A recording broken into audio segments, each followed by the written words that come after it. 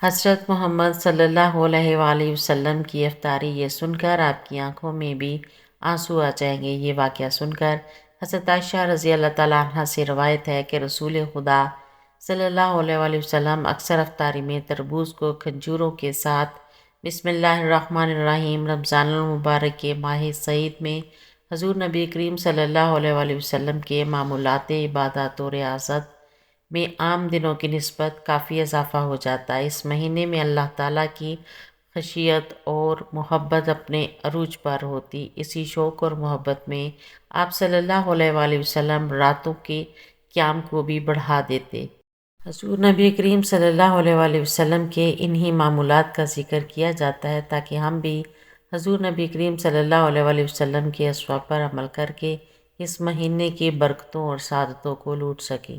حضور نبی کریم صلی اللہ علیہ وآلہ وسلم رمضان المبارک سے اتنی زیادہ محبت فرمایا کرتے تھے کہ اس کے پانے کی دعا اکثر کیا کرتے تھے، اور رمضان المبارک کا اہتمام ماہ شعبان میں ہی روزوں کی کثرت کے ساتھ ہو جاتا تھا۔ حضور نبی کریم صلی اللہ علیہ وآلہ وسلم اس مبارک مہینے کا خوش آمدید کہہ کر اس کا استقبال کرتے۔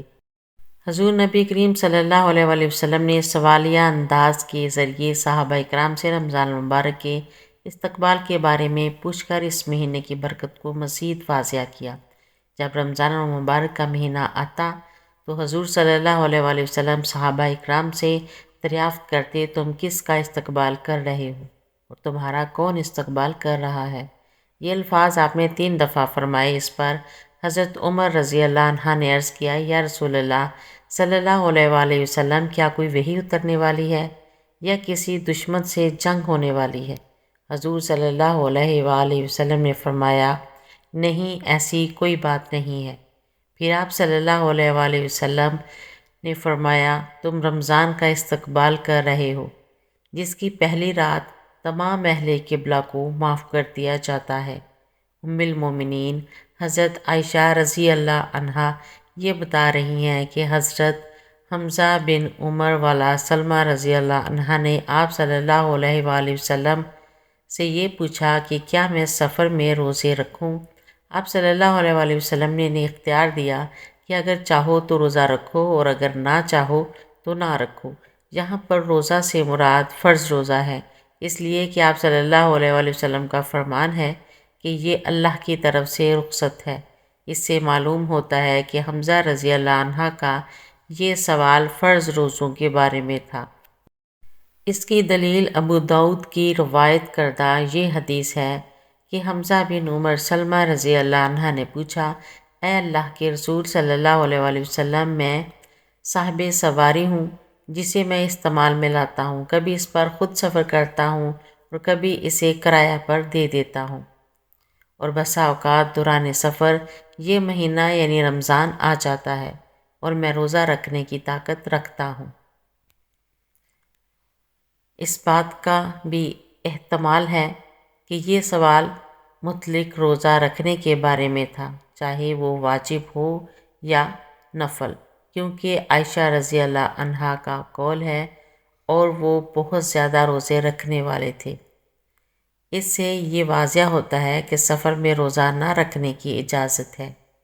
جس نے رخصت کو لے لیا اس نے درست کیا، اور جس نے روزہ رکھا اس کے لیے یہ جائز ہے اور اس کے روزہ کو واجب کا ادا کرنے والا سمجھا جائے گا۔ اللہ کے پیارے نبی حضرت محمد مصطفیٰ صلی اللہ علیہ وآلہ وسلم نے اپنی حیات زندگی میں 9 رمضان دیکھے ہیں، یعنی کہ 9 رمضان گزارے ہیں۔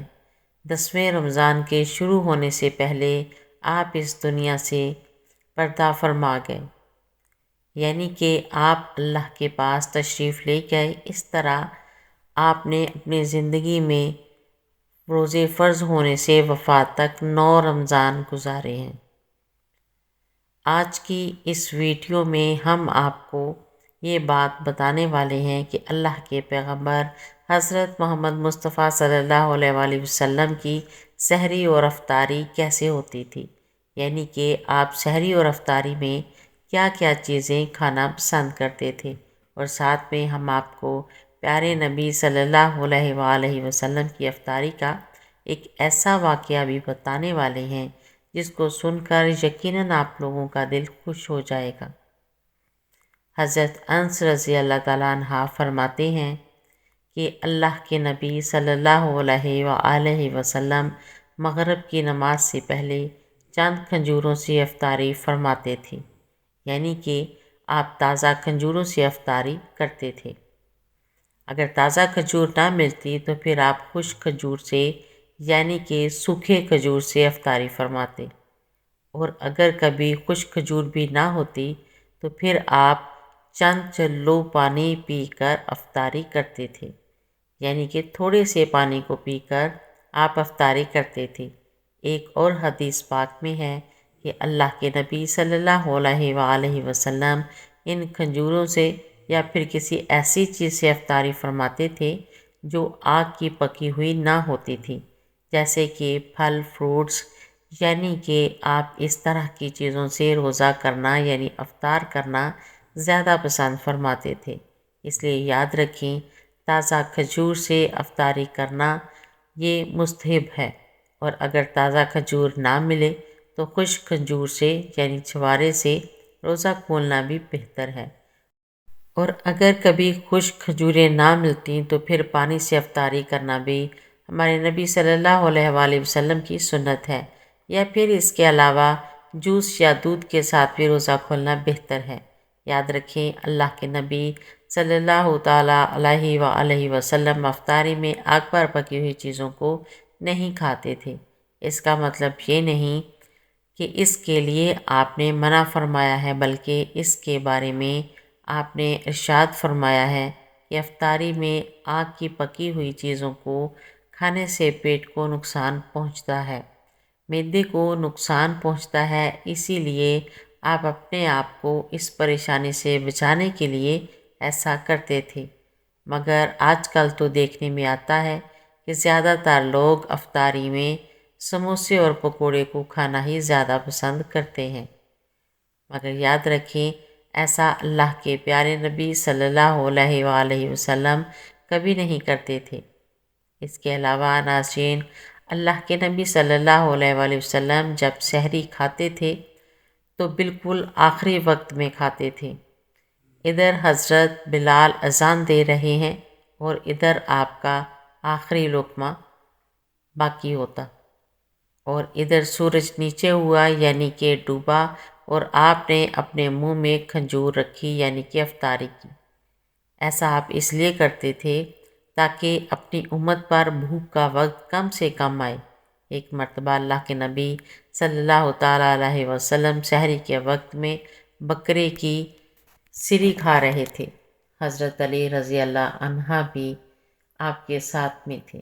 اتنے میں حضرت بلال رضی اللہ عنہ تشریف لائے اور عرض کرنے لگے، یا رسول اللہ صلی اللہ علیہ وآلہ وسلم، وقت ختم ہو گیا ہے، میں اذان دینے جا رہا ہوں، آپ برائے مہربانی کھانا پینا بند کریں۔ اور یہ کہہ کر حضرت بلال اذان دینے چلے گئے اور اذان دینے کی تیاری کرنے لگے۔ اتنے میں حضرت بلال کو خیال آیا کہ پتہ نہیں میرے نبی نے کھانا پینا بند کیا ہے یا نہیں، اسی لیے حضرت بلال رضی اللہ تعالیٰ عنہ واپس آ گئے اور آ کر دیکھا تو ابھی بھی اللہ کے نبی سحری کھا رہے تھے۔ یہ دیکھ کر حضرت بلال نے کہا، یا رسول اللہ، اللہ کی قسم سحری کا وقت ختم ہو گیا ہے، صبح ہو گئی ہے۔ تو یہ سن کر آپ صلی اللہ علیہ وآلہ وسلم نے اپنے ہاتھ نیچے کر لیے اور کہنے لگے، اے بلال، ابھی وقت باقی تھا لیکن تیری قسم کھانے پر اللہ نے اس کو پہلے ہی نکال دیا، کہ تیری قسم کہیں جھوٹی نہ پڑ جائے۔ پھر حضرت علی رضی اللہ تعالیٰ عنہ نے فرمایا، اگر بلال قسم نہ کھاتے تو جب تک میرے نبی صلی اللہ علیہ وآلہ وسلم کھاتے رہتے تب تک صبح صادق نہ ہوتی۔ اب ناظرین، آپ کو ان 10 چیزوں کے بارے میں بتاتے ہیں جن کو اللہ کے پیارے نبی صلی اللہ علیہ وآلہ وسلم بہت پسند فرماتے تھے اور ان کو شوق کے ساتھ تناول فرمایا کرتے تھے۔ یاد رکھیں، اللہ کے پیارے نبی صلی اللہ علیہ وآلہ وسلم کا کھانا پینا بڑا ہی سادہ تھا۔ شہد، زیتون کا تیل، کدو تو آپ بڑے شوق سے کھاتے تھے۔ آپ اپنے منہ اور دانتوں کا بھی بہت خیال رکھتے تھے، اس وجہ سے آپ کچا پیاز اور لہسن کبھی نہیں کھاتے تھے۔ آپ پیاز اور لہسن کو ان کی بدبو کی وجہ سے ناپسند فرماتے تھے۔